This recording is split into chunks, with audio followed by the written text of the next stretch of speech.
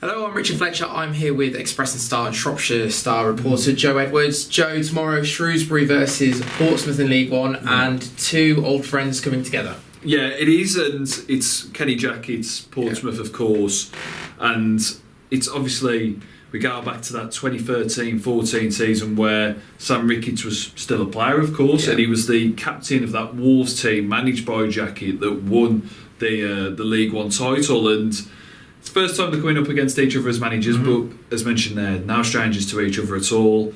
And it'll be interesting to see who comes out on top of this one, because Portsmouth are the favourites, of course. They're fourth. They're in with a slight shout of automatic promotion still. Shrewsbury fighting for the lives down at the bottom, but maybe that expertise that Sam has on Jackett style may come into play. Yeah. Shrewsbury obviously not in the best of form. They did win last week at home to Wigan. Huge win that was. Two goals in the last 10 minutes.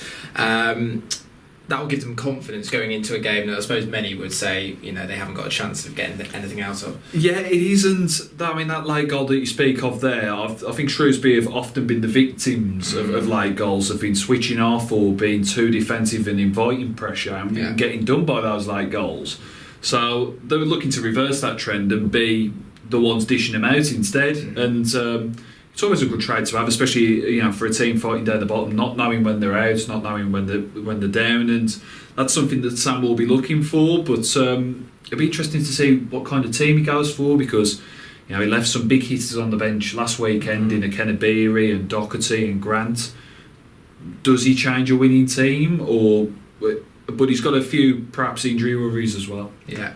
Now, speaking to the fans last week outside Montgomery Waters Meadow, a lot of disgruntled fans, angry with Ricketts' rotation policy, feel like it's not really helping the team because there's sort of no relationships building within the players. Do you think this rotation policy, like leaving Doherty out and some of the others, is going to continue, or do you think he's going to change it up and hope for something better? I think it will continue, to be honest. Whether that's for the good of the team or the bad of the team, the jury's out on that, I think. But I think he's going to be forced into at least a few changes. I spoke to him yesterday, and the three first choice defenders are doubt. So we've got Russell Williams, who's been struggling this week, as has James Bolton, and then Waterfall was forced off last weekend, wasn't he, with that head injury, and he's been struggling with that. So if all three of them do miss out, you're only looking at two centre halves that could come in Armar Beckles and Matt Sadler. Ryan Sears is away with Wales under 21, so if all three of them do miss out, then it could be a change of formation.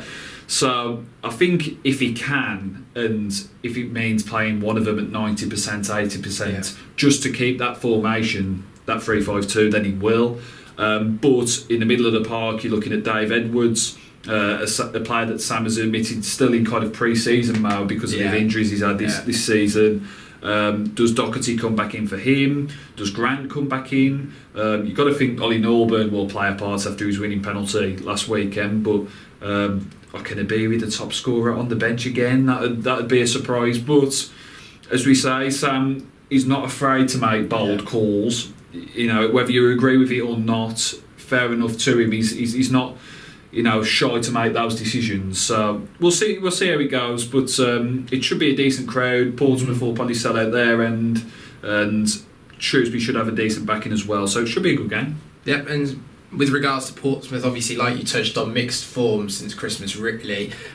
What can we expect from them? Who are the standout players who Shrewsbury needs to be looking out for? Well, 2 months ago they looked like they were going to be winning the title. They were leading the way, and then he had that run through January and February. If it was an 8-game winless run, if you look at Portsmouth, their parallels to Shrewsbury from last season are quite surprising, really. They've got the Checkatrade Trophy final next weekend. Of course, Shrewsbury got there last season, and they're fourth at the moment, just off those. It's obviously Sunderland in third, and then Barnsley in second. So they're hoping one of them can sleep up and kind of get in that gap. But in terms of the players who to watch for them, obviously you've got Brett Pittman in that number 10 role. He's very kind of experienced centre forward.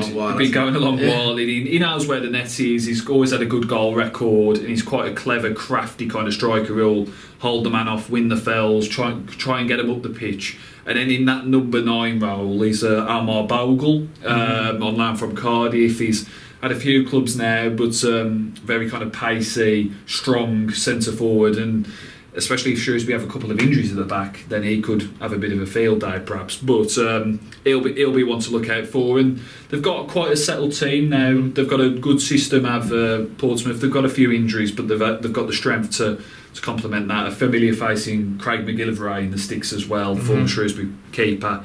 So he'll be looking to keep a clean sheet. Yeah. But as I say, should be a good game. Yeah, and such a big game for Ricketts. 2 reasons. One of which it's up against Kenny Jackett. And the second, being at the game last week, the crowd were really starting to get on his back. It was turning a little bit sour. He'll be really keen to kind of put that to bed and move on. He will, and I think the best way to do it is just by getting results. Yeah. And I think people are thinking that the football is not utterly that convincing, but at this stage of the season, I think you've just got to do it any which way you can, especially when it's so tight. Yeah. I mean, the 1 point off the relegation zone, 2 off 12. It's ridiculous. It's absolutely sensational. Yeah. This league is.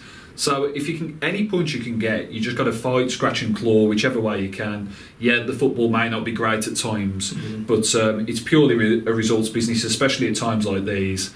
And if it takes, football that's not so easy on the eye, then so be it. Yeah, they'll be hoping for better conditions this weekend in Shrewsbury. For all the build up to this one, please log on to Shropshire.